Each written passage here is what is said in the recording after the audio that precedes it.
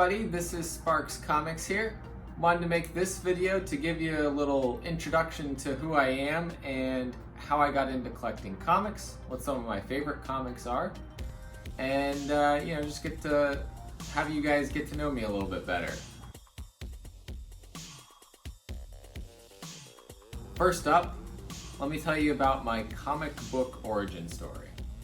And so no, this isn't the story of how I became a superhero in a comic, but this is how I got into collecting comics. And a lot of people I know have been collecting since they were children, and a lot of them have had periods of time where they stopped collecting, restarted collecting, things happened. My story is not quite the same. I actually didn't start collecting until about 6 years ago, and I think one of the first comics I picked up was an Agents of S.H.I.E.L.D. comic, and I really loved the Agents of S.H.I.E.L.D. show, especially the earlier seasons, and so that's what got me to finally pick up a comic. I had been a big fan of superhero things, especially Spider-Man, for probably my whole life, but never picked up a comic book. So this was really that first time I started collecting comics. I bought it either on eBay or Amazon or something, and then found out about a local comic shop, started going there every week, and then started a pull list with them. And so from there, it's been great.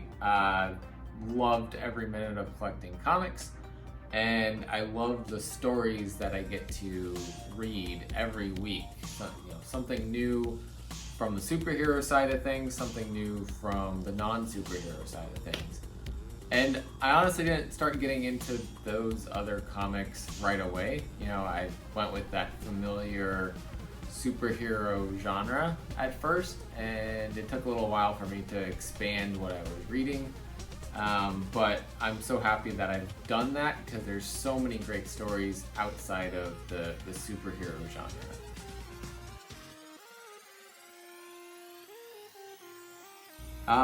So what is my favorite ongoing series right now?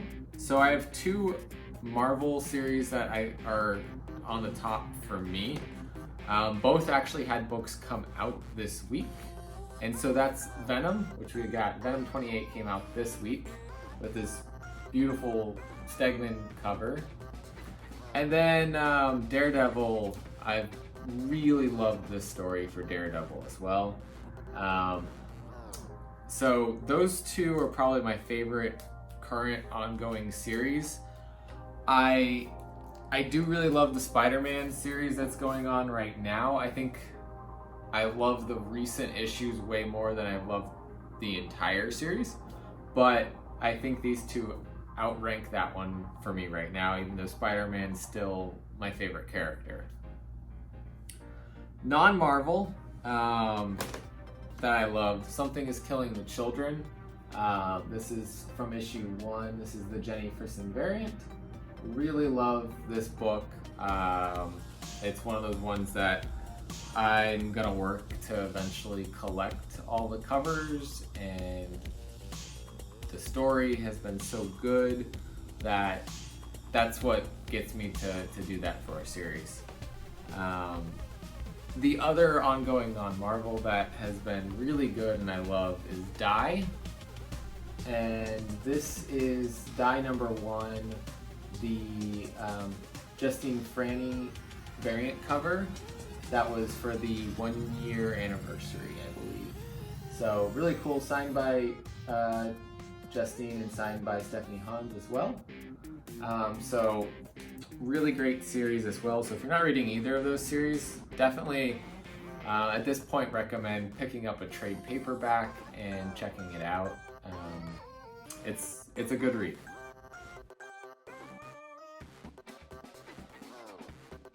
So favorite cover art, I think I have to go with a classic here for favorite, and I'll talk about some other cover artists that I do like.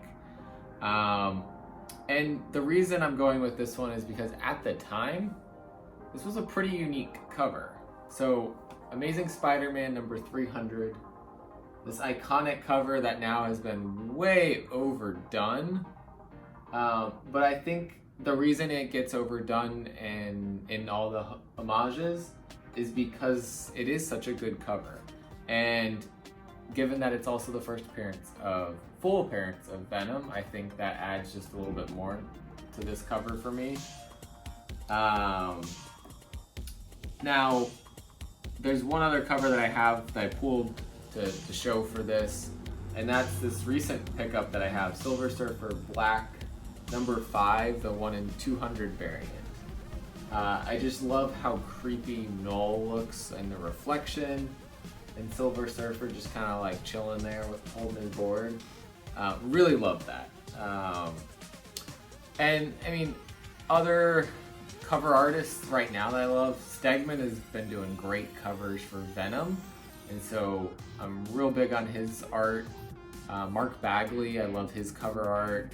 I do love some of Peach Momoko's work. I'm not a big pick up every cover for her, but there's been some that I've really enjoyed. Some of the Venom covers, the Amazing Spider-Man, I think it was 46 cover. She's been doing the Horizon Zero Dawn variants. She's been doing a couple others. Wind, she does the 1 in 25 Virgin variants for Wind. I love those. So one of those artists that does really good work. Delato, I love his cover art. Don't have too much of Delato's work, but everything I've seen has been really good.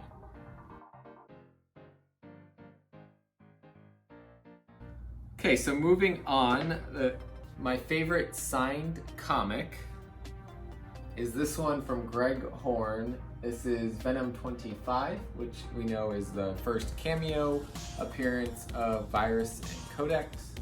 And not only is this signed, but it also has this remark with the Virus over Venom. And it's number 42 out of 100. And so, as we know, 42 is the answer to what is the meaning of life. Really cool.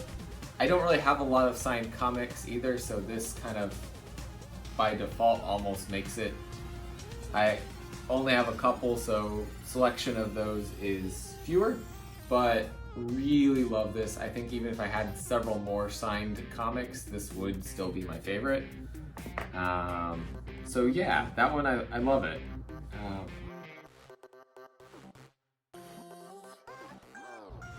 So moving on, my favorite graded comic. So I've got two here that I really like for different reasons. And it's not all character based. So if it was just character based, probably my favorite would be Edge of Spider-Verse number 2, first appearance of Spider-Gwen. But for me, it's this one here, Amazing Spider-Man number 4, the Ramos variant. I just love it. It's beautiful. Beautiful artwork. We see Silk on the cover here. And the other thing is because of when I bought this, I got this at a great deal. This probably tripled or quadrupled in price since I picked this up. So to me, that's really cool. I love Silk as a character, and this is one of those things that buying it when I did kind of paid off, and now I have it, and it's not out of reach for me. The other one has more of, I guess, a story with it, but I like the character. I know some people don't, but here's Howard the Duck number 1. This is Gwenpool's first full appearance.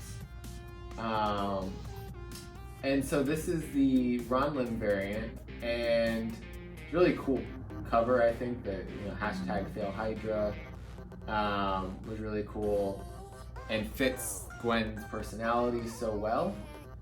But so I actually picked this comic up from a comic shop when it first came out. I was there that morning and I was looking for this. I was praying and hoping that the store ordered enough to get this, because at the time I wasn't, as familiar with my comic shop owners, and I knew one shop that I went to definitely wasn't getting it because they were for sure not ordering enough. And so the other one, it was kind of a toss-up. They were a bigger store. There was a chance they were going to order enough. And I was like second or third in line outside the store. And we all made beelines, thankfully, to different places. And I got to this, picked it up. I think somebody who was further back in the line came up right after, and I could tell they were looking, and I felt a little bad, but I also felt accomplished in that I got it. I was really hoping to find it, and I did. And then I just got this graded within the last year. So super excited that I was able to keep this in 9.8 condition, which honestly, looking at it, I'm somewhat surprised it didn't get bumped to a 9.6, but I never really tried to look too closely after they grade it, because I, don't want them to suddenly take back their grade.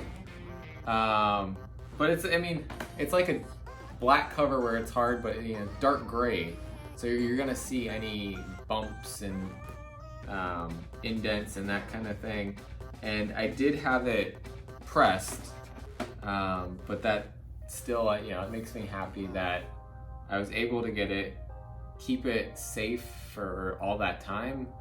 I came out in January of 2016, so I kept it safe for over 4 years. Yeah, over 4 years before sending it in, and then it came back with great grades, so super happy about that. And so those are my two favorite graded comics. I don't really have a lot of my old Spider-Man comics aren't graded. I just have them raw, so I can't say I have a really old comic that's my favorite graded comic. So that's where those are.